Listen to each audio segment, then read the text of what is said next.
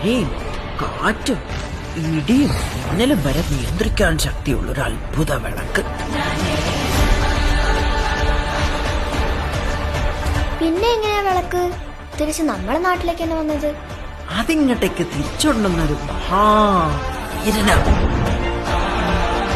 ആകാശത്തിന് താഴെയുള്ള സകല അടവും അഭ്യാസവും ജന്മനാ വരിച്ചൊരു മഹാവീരൻ, ദേവഗണം.